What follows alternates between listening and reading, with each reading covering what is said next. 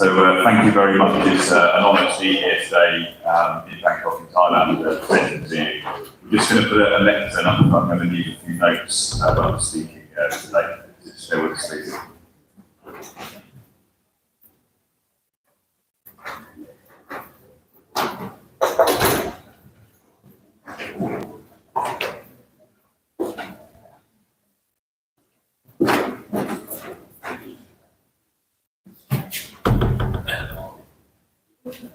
Everything good?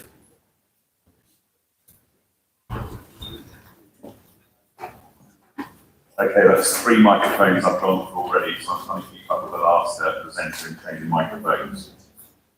So today what I'm going to be talking to you about is the challenges cybercrime poses in new industries in the AI era. And we heard a lot of, in the last presentation about the use of AI and how communities can use AI.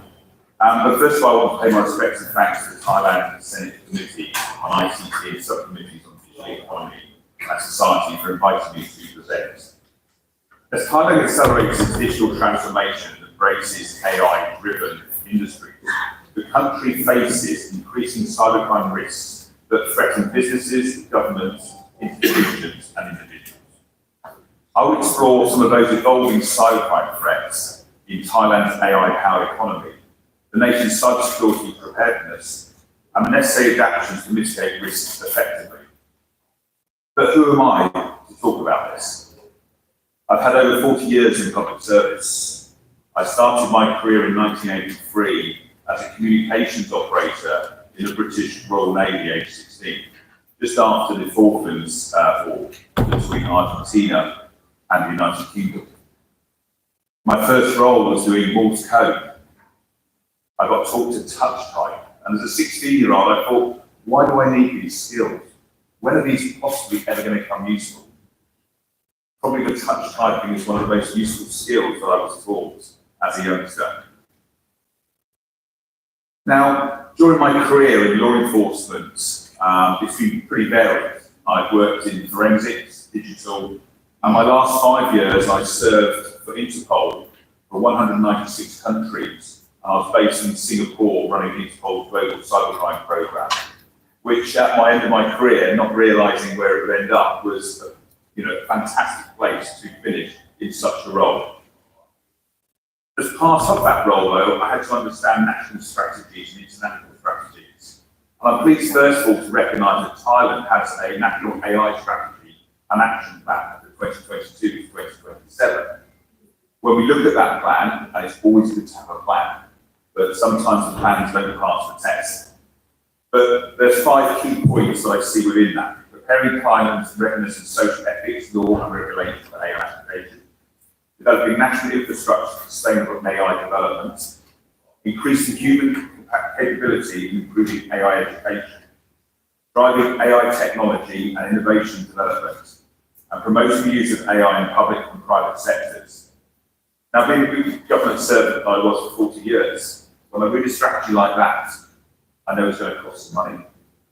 And how do we pay for that? And where does the money come for that?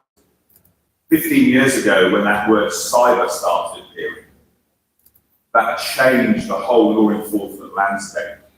It changed the way that communities were able to communicate.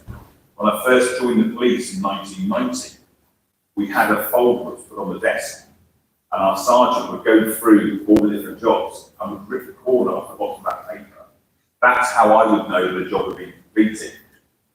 We then had this telex machine come in, where we had telexes coming in. We then had the radio systems, and later on this thing called the internet appeared, and then emails appeared, and I'm not sure the emails were an advancement really in our productivity back in that time when we look at it now. But when we look at the cyber criminals, they have adapted quickly, effectively. They've embraced the new capabilities. They can use those capabilities to enhance their abilities to run effectively their cybercrime operations as businesses. When we look at some of those key threats now within the AI sphere, what are the criminals likely to exploit? Well, let's look at some of these. First of all, critical infrastructure attacks. We look at the AI use now by the criminal. They can use that for automated reconnaissance, vulnerability detection, and exploitation against energy grids, water utilities, telecommunication, and transport networks. We look at AI augmented phishing and social engineering.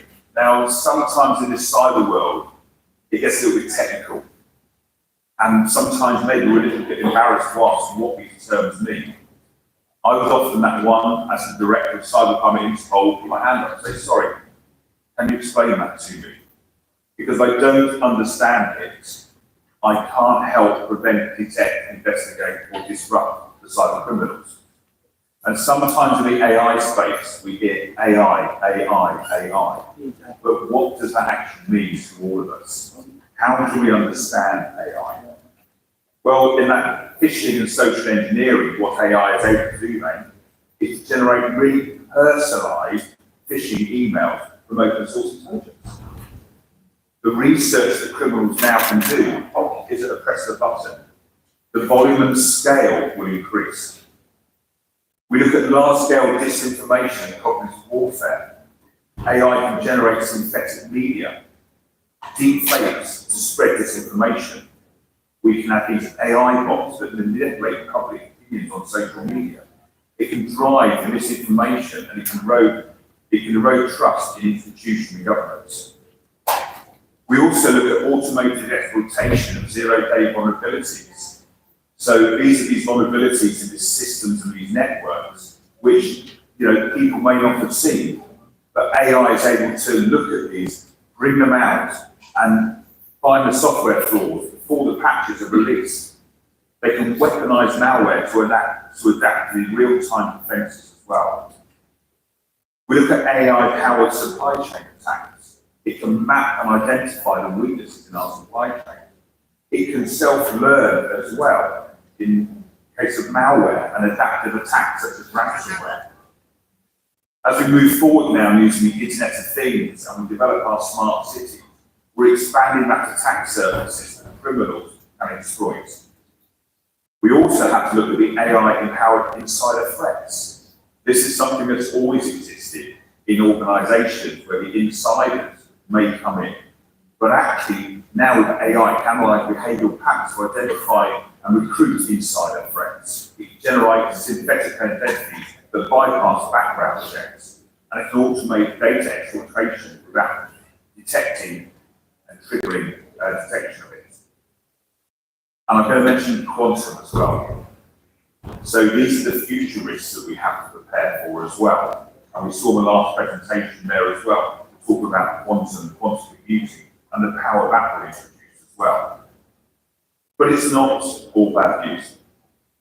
We can also use AI to bring in mitigation strategies, such as AI-driven defences that detect and respond to threats proactively. The zero trust architecture minimises and implicates trust across networks. That resilience on cyber as well, so test and update national cyber defences. We also have AI regulations and ethics, and these implement policies to control AI and its use. And most importantly is these public-private partnerships. Collaborating on AI threat intelligence sharing as well is so important. But cyber criminals exploit AI to automate attacks, create sophisticated phishing schemes, and bypass those traditional security defences. Additionally, new AI-powered industries such as smart manufacturing, fintech, and digital healthcare introduce novel attack surfaces requiring stronger cybersecurity frameworks. So frameworks is an interesting word and topic. I, as program manager as well, look at it through the people, process, and technology lenses as well. But what services AI? Well, there's two main infrastructures I'm going to touch on today. First of all, we have data centers, and also we have the internet service providers. And what are the differences between a data center and an internet service provider? Well, think of those data centers, they host the websites and applications, and the internet service provider provides that linkages to the communities that use those services. So we see here in Thailand the data centres and recent investments and that growth, and it was underscored just this month by Thailand approving a $2.7 billion in data centre and cloud service investment, including the 300 megawatt data centre being built. Additionally, TikTok announced a $3.76 billion investment in data hosting projects, with operation expected to begin in 2026, as well as Microsoft announcing the building of a regional data centre here in Thailand. So what are the role of the data centre? Well, it's a facility that houses critical information technology infrastructure. It can include server storage systems, networking equipment, cybersecurity systems to support those business operations, cloud computing and digital services. It also serves as a backbone of modern digital infrastructure. It enables organisations to store, process and distribute data effectively and securely. We have 8 enterprise data centres which are owned by organisations. We have co-located data centres where third-party facilities where multiple businesses can lease space. Cloud data centres are operated by providers such as AWS, Google, Cloud and Microsoft and Azure. And then there's edge data centres, which are those smaller distributed facilities for low latency applications such as 5G or IoT. But what's important to cybersecurity and AI? Well, within this, we have AI-powered cybersecurity. This is to drive detection, threats, anomaly monitoring, and automated responses. Within data centres, we also have to consider something that's critical, which is data sovereignty and compliance. We need to ensure that the data centres comply with the regulations in countries and regions. So the role then in countering and combating cybercrime in data centres, well, data centres are now the front line of stopping cyber criminals from abusing infrastructure. When well managed, they can significantly harden the attackers to operate, make it harder for the attackers to operate and sustain their activities. Data centres play a crucial role in reducing the misuse of infrastructure by cyber criminals by implementing proactive security measures, monitoring for malicious activity, and collaborating with law enforcement. Now, how do they do this? Well, some of the key ways that they can do this is strict customer vetting. Know your customer. We have this in financial institutions as well. But data centres can prevent cyber criminals from renting servers or enforcing identity verification and background checks during the onboarding. They can also use intelligence and they can screen potential customers against known bad actors. They can do abuse monitoring and threat detection. So they can monitor the traffic for signs of malicious activities such as botnet, command and control C2 servers, phishing campaigns or malware distribution. They can also enforce acceptable user policies. This is where they have clear terms and conditions. So when illegal uses of them, such as distributed denial of service, ransomware or hosting, it gives data centres grounds to take down those activities when they identify them. Also, on that point, is the collaboration with law enforcement and security firms. They work with law enforcement and threat intelligence providers and cybersecurity firms to track and disrupt cyber criminal operations. They can provide logs, assist in digital forensics, and support seizures of criminal infrastructure. They can also have secure hosting resilience against takeovers, so it can prevent illicit access. So securing those admin panels, enforcing multi-factor authentication. It can reduce the risk of data centres being hijacked for criminal use. But there's another part to this as well that I mentioned, which is the internet service providers. They play also a crucial role in preventing AI-powered cybercrime because they control the infrastructure that the attackers use to launch and propagate their threats. They can also act as the first line of defence by detecting, blocking and mitigating AI-enhanced cyber threats before they reach the end users. Some of the ways that they can do this is through AI-driven threat detection and mitigation. So again, they are able to analyse the traffic. They're able to deploy AI-based systems to analyse this traffic identify malicious activity such as AI-enhanced botnets. They can do automated threat intelligence area.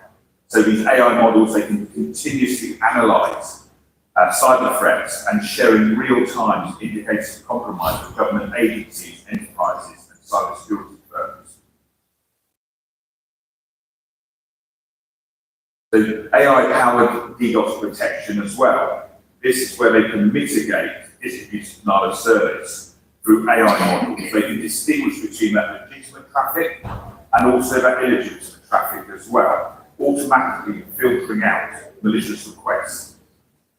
They can do collaborative AI defense. They can partner with cloud providers and cybersecurity firms to develop AI-powered mitigation networks. Another way is securing Internet of Things and 5G networks. As we become more connected with IoT, they're able to do traffic monitoring as well. They can identify compromised IoT devices, participate in botnet attacks, and alert users with warranty of those devices. They can do device fingerprinting. They can analyze device behavior patterns and block unauthorized IoT devices from accessing critical networks. As I mentioned earlier, we have email and phishing attacks as well. So the protection can be built in by the ISPs as well, such as email filtering. They can recognize through automation and analyze those metadata and content and behavior patterns and block those AI-generated phishing emails. I know deepfake and voice is a big concern of many people in countries. We've already seen a number of companies being tricked on deepfakes and video calls as well, and paying out monies effectively to those cyber criminals. Again, data centers and ISPs are able to identify this and block this as well. But one of the main points about this is that threat intelligence and law enforcement collaboration, being able to attribute and leverage AI to analyze attack patterns and trace AI-generated cybercrime activity. Whose role then is it to do that? Is it law enforcement? Is it the infrastructure? Is it managed security service providers? Well, actually, it's all of our responsibilities. But we have to consider some of the challenges and considerations in this as well. There's privacy concerns. ISP and data sets must balance security with use of privacy, ensuring AI-driven monitoring does not lead to overreach. We have the AI arms race as well. As we know, cyber criminals will be using AI, so we have this up the ante all the time. We have the regulation and compliance issues. Governments may and have created legal frameworks for AI-driven ISP cybersecurity initiatives. So ISPs have a unique advantage in fighting AI-powered cybercrime due to their network visibility and their control. They can deploy AI-driven cybersecurity solutions to detect and mitigate AI-enhanced cybersecurity threats before they reach the users. They can protect IoT and 5G critical infrastructure from AI-driven attacks. And they can collaborate with governments, businesses, and cybersecurity firms to prevent and also share threat intelligence. But as I said, in this space, who prevents, detects, investigates, and disrupts cybercrime and criminals in an online space? What are the people and processes? Well, law enforcement role is the prevention of crime and protection of life and property. Under the traditional sense, law enforcement control our streets and keep our communities safe. But we also have now managed security service providers in that online space. It's not law enforcement doing that work. We have governments working in that space as well, protecting the critical national infrastructure, but also protecting the community. But we're outsourcing this role now as well, and this comes at a cost. But MSSPs play an important part within the security of the internet and our communities. They dovetail now with law enforcement. It's changed those roles and responsibilities, those traditional roles of policing and law enforcement, as opposed to now these more specialised areas as well. Because the role of keeping our communities safe from the harm caused by cyber criminals is everyone's responsibility. MSSPs play a crucial role in cybercrime, or countering cybercrime, providing continuous threat monitoring, its detection and response services for organisation. They are able to leverage advanced security tools, threat intelligence feeds, and behavioural analytics to identify malicious activity, such as I've already mentioned, phishing, malware infection, and data breaches. They also are able to collaborate with cybersecurity and police as well to share that intelligence on cybercrime tactics, techniques, and infrastructure, ensuring us unable to help disrupt the cyber criminals in this space. MSPs have a commercial and are a commercial entity, and they are focused on proactive defence, detection, and response to their clients. But you notice I say their clients. That's their first point of call, is to work with their clients effectively. They do that through threat monitoring, as you said, incident response mitigation, threat intelligence sharing, security infrastructure management, compliance and risk management, and also digital forensics. And as I said during my career, that's something I've heavily been involved in, is the law enforcement side of digital forensics. So maybe now is a good time to look at law enforcement role in cybercrime. Well, agencies such as Interpol, my old agencies, Europol, Agipol, Asiapol, are those international and regional agencies as well. The Royal Thai Police also have excellent capabilities and capacity in detecting and investigating cybercrime. The investigations of gathering that digital evidence to track down the cyber criminals and prosecute them is the role of law enforcement. However, we're also seeing now private organisations or international organisations such as companies like Microsoft doing their own investigations and their own prosecutions as well. So as I said earlier, whose responsibility is it? But one role that only law enforcement do is arresting the perpetrators. So the identification and the attribution are critical in our work. We're also looking to see how can we extradite those criminals. So when they're committing the offence in one country, how do we extradite them effectively? Or how do we support the country where the criminals are and committing the offences, prosecute the offenders as well? And I'll give some examples in a moment. The law enforcement as well, we look at that international cooperation and collaboration. Here in Thailand and Bangkok, you have your National Central Bureau, and it's their main role is that international cooperation. Other ways, such as legal action and sanctions, we're now looking at criminal sanctions coming in against cyber criminals as well in those hard-to-reach jurisdictions. But as I said, it's also coming back to that role of law enforcement in prevention and detection of cybercrime. So doing public awareness campaigns, reaching out to the public, reaching out to the communities, making them aware. When we look at some of the operations that we involved in at Interpol, and this will maybe give you a flavour of it, in 2019, the Action Desk, which Ireland was part of, we carried out some joint training. Now, as law enforcement officials, we do like a good training session, and we do like certificates as well on Friday afternoon to show the work that we've done. But at Interpol, we started to change that model, and Thailand was instrumental in that as well. What we looked at was what was an operation that we could do. One of the operations in 2019 was we brought 10 Asian countries together to Singapore, and Thailand was part of that.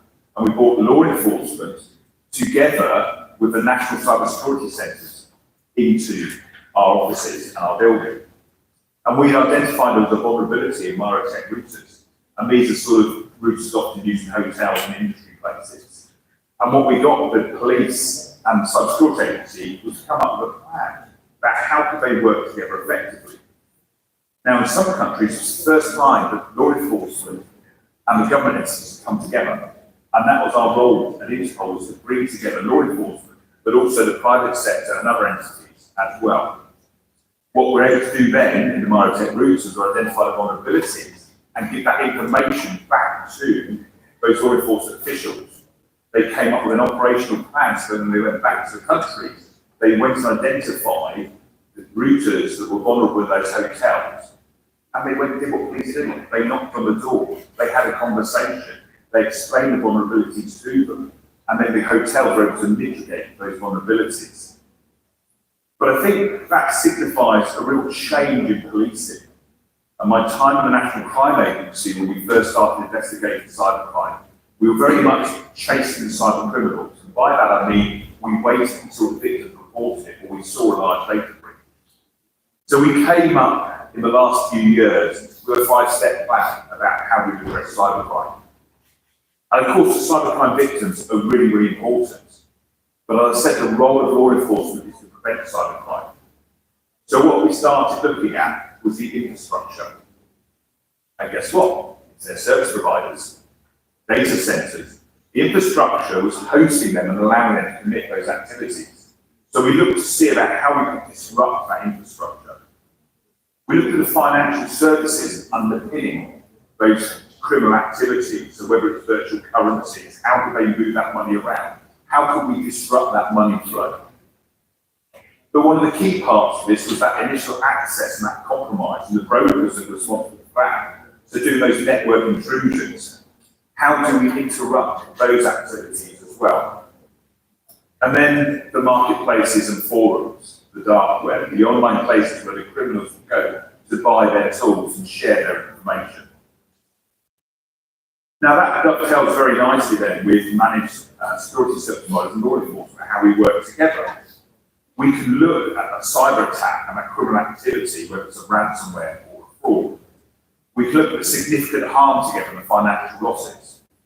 We could do those legal interventions, and we can look at doing that disruption with the MSSP, with the data centers, with the ISPs, to take down those C2 servers.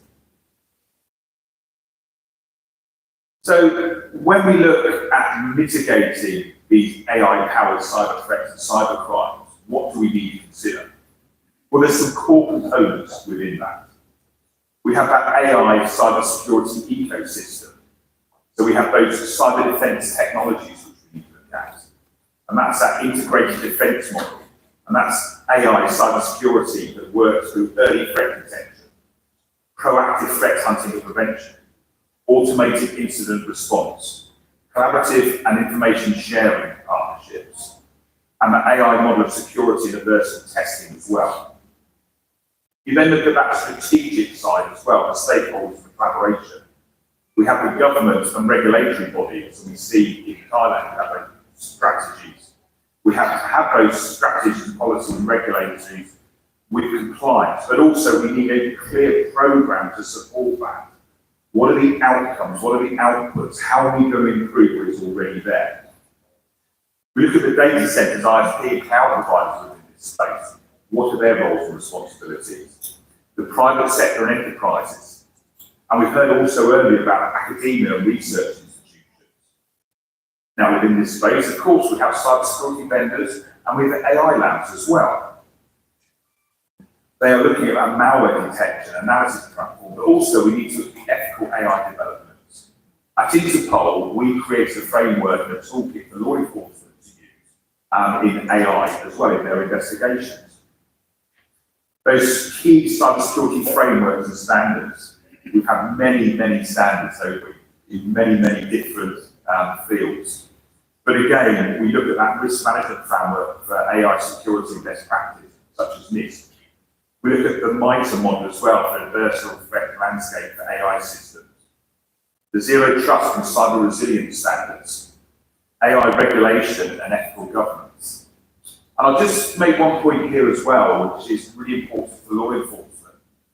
Over the last 2.5 years at the United Nations, there's been negotiations for a new cybercrime convention, which has just been agreed on the 24th of December, which is now going out for signatories and countries. And this is the first time in over 20 years that law enforcement will have an international convention around cybercrime. So the work that's going on at the UN is really, really important as well. And this is underpinned as well by the open-ended working group of the United Nations. In December 2023, I was in New York at the session. And at that session, the first time I heard within the open-ended working group on ICT security, countries were talking about cybercrime being a national security threat. When it's raised in the United Nations, when it's raised at that country level, it filters down into our communities. We look at the different prevention, detection, investigation, and disruption of we can do within that space. But as I said, the challenges and future considerations that we have, I've mentioned already the AI arms race, attackers using AI to evade detection, the data privacy and ethics, so AI-driven monitoring must balance security and user rights. In the future, shall we say, the quantum AI risks, so what will those defences look like in the future to counter the quantum encryption threats that we may face? So finally, as we see, a multi-layered AI cybersecurity ecosystem is essential for mitigating AI-driven cyber threats. This requires AI-powered technology, cross-sector collaboration, regulatory compliance, and continuous innovation. To enhance national cybersecurity, Thailand should and is prioritising AI-driven cyber threat protection. It's improving cross-border cooperation, and crucially, it's investing in cybersecurity talent development. By fostering a cybersecurity-first culture and leveraging AI for defence, Thailand can mitigate risks and secure the digital future. Thank you very much for your attention. Happy Friday. Let's give a big applause to our honorable guest speaker, Mr. Craig Jones, and please stand on the stage for a while. We would like to thank you personally, and we all agree that your wisdom and thought about your experience in cybercrime around the world is so valuable and meaningful for us here. I believe that so many questions or many issues that we'd like to ask you, but because we have a limit of time, would it be possible, because I know that you will stay here in Thailand for a while. Yeah, okay, so everyone, if you would like to ask our honorable speaker a question, please feel free to write it down on the paper and send it to our officer. We will take care of those questions and release the answer if some of that you would like to answer to the public later on นะครับก็ขออนุญาตทุกท่านหากมีคำถามอะไรที่จะถามทางท่านวิทยากรสามารถที่จะเดสก์เกอร์ของเราที่เป็นเนื้อหาสำคัญมากๆนะครับเขียนกระดาษคำถามแล้วก็ส่งให้ทางทีมงานเดี๋ยวเราจะมอบให้ทางคุณเพชรได้ตอบตามที่ท่านเห็นสมควรต่อไปใช่ค่ะซึ่งก็เราก็จะรวบรวมนะคะทุกคำถามที่ท่านสนใจนะคะแล้วก็เดี๋ยวเราจะขอที่ปรบมือให้กับคุณเพชรอีกครั้งหนึ่งนะครับขอบคุณเอสเพรสด้วยนะคะ